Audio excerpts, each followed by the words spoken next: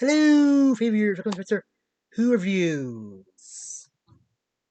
Today I'll be reviewing Justice League Crisis on Infinite Earths Part One. Yeah, I think the Crisis is a bit different. In its first starting off with Barry running through his own timeline. I don't know if his mind does go back to his own body or his own body just say get thrusted back in there, but whatever. Yeah, first it shows when Irish or when Barry was Iris, then when Superman and Flash were fighting Amazo and the formation of the Justice League, and oh yeah, that scene in Batman Law Halloween Part Two where the Flash and Green Arrow show up is connected to this. Yeah, apparently Superman and Batman already knew each other. I kind of wish they had like another like a movie shown that, or maybe a short or something, but don't know. And the other time period that Barry goes to is their tree, or the flame winter or tree, and he just goes up against the crime syndicate of America. And yeah, I think the crime syndicate does look good, and I think Owlman's costume is is good as well. I do prefer the Owlman costume from Justice Crisis on Two Earths, but I think this one is a close second. The one where Owlman was in a Batman Bold is probably a third. Well, I haven't really watched that episode in a while, so. Hmm. And Barry also go back to his in time when him and Iris were gonna get married.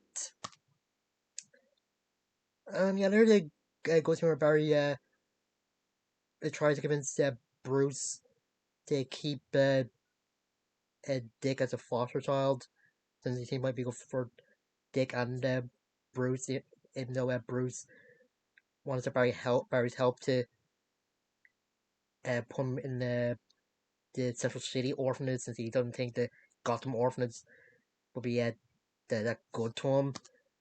And Barry actually mentions Wally, and that he saw Wally West uh, during the Iris and Barry wedding. And I think the fight scenes are kind of good, especially when the Justice League was fighting Amazo. Yeah, it turned out Lex Luthor is tricking him to take the uh, Medium powers, and I think he might be using a Mark One Lexo suit. Oh yeah, and Zachary Quinto actually voices Lex Luthor in this. Good. And yeah, Batman thought of using one of his contingency plans to take out Amazo, but some of the leaguers didn't mention that it could be turned to war zone, or civilians can be hurt or something. I wasn't sure they thought of that, and he have tried using his contingency plan, but didn't work thanks to Luthor. And when everything was said and done, turned out the formation of the Justice League was just a way to get Amazo out. Then Batman thinking maybe they actually should have a league, and he saw him grown a bit.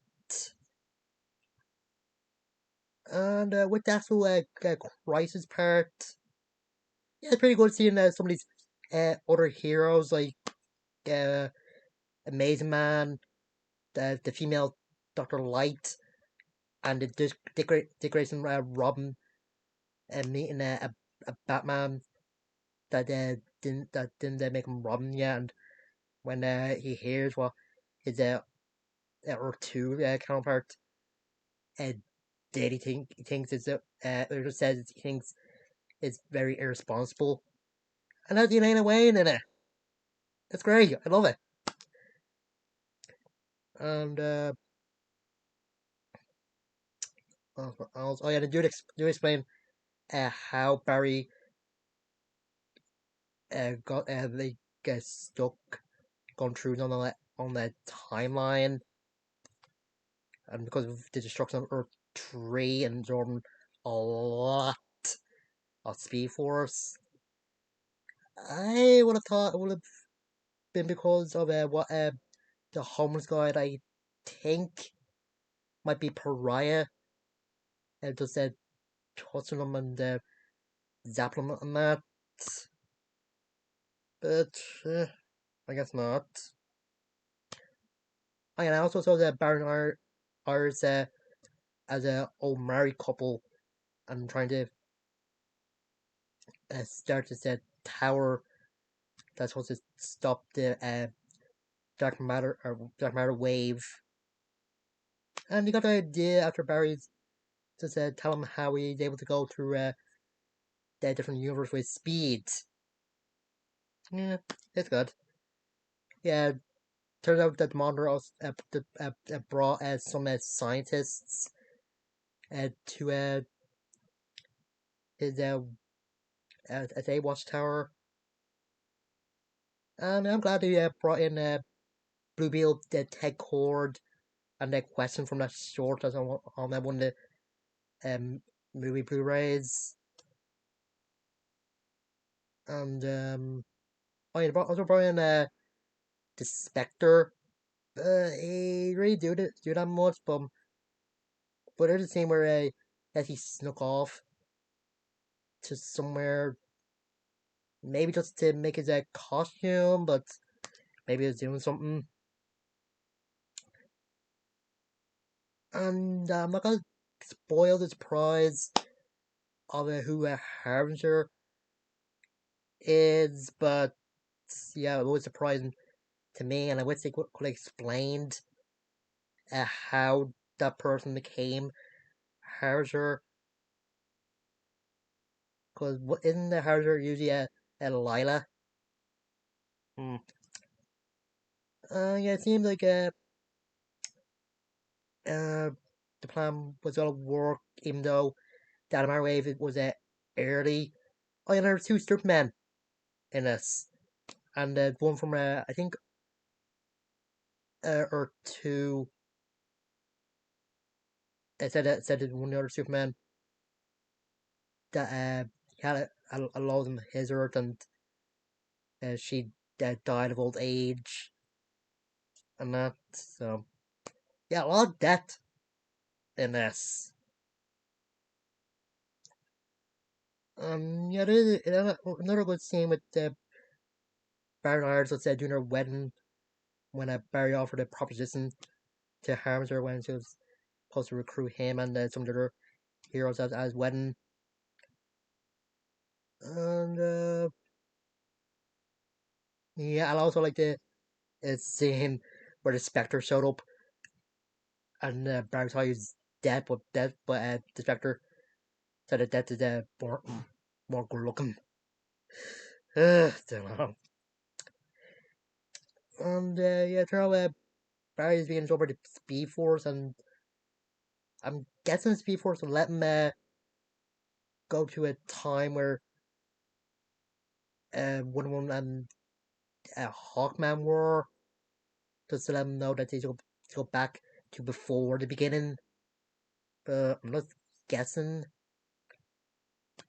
And yeah, the ending is a bit puzzling since some of the characters start disappearing into dust, kind of similar to what happened in the Avengers Infinity War, and even Brainiac 5, who Supergirl tried to contact from the 21st century, is disappearing, and he's saying because of some the change in the timeline. Yeah, I think I have to wait and see for the second part or third to see what the change was. And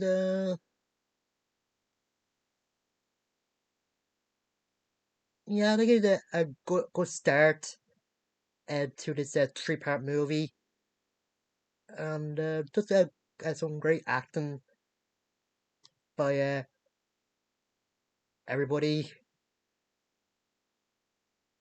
And yeah, and I just have to ask. There's a question where you have to ask so many questions. Ugh, I don't know.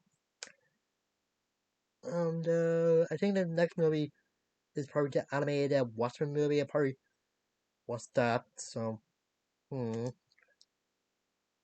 And yeah, I just wonder what they're gonna do for the second one. If some of the characters are gone now, and I wonder if they're gonna go to any Earths that were actually saved. And I think the guy was Mazo was pretty good on the montage zone. Uh, Batman, Superman, Flash, and Green Arrow recruiting some members for the league was kind of good. Yeah, how's Jordan deny or just not join the league since he already belongs to the Green Lantern Corps, and just the reaction that one of the characters had was kind of good. And it makes sense why they uh, got John Stewart. So yeah, and yes, just a lot of stuff is connected to the past few movies from a few years, and yeah, like I said, I hope the next two parts are as good or better. And I do hope at the end there are a great, more great DC anime movies. Maybe another one with the Teen Titans or the GSA or somebody else. I don't know. And yeah, that's it next time. I'll do. See you guys later.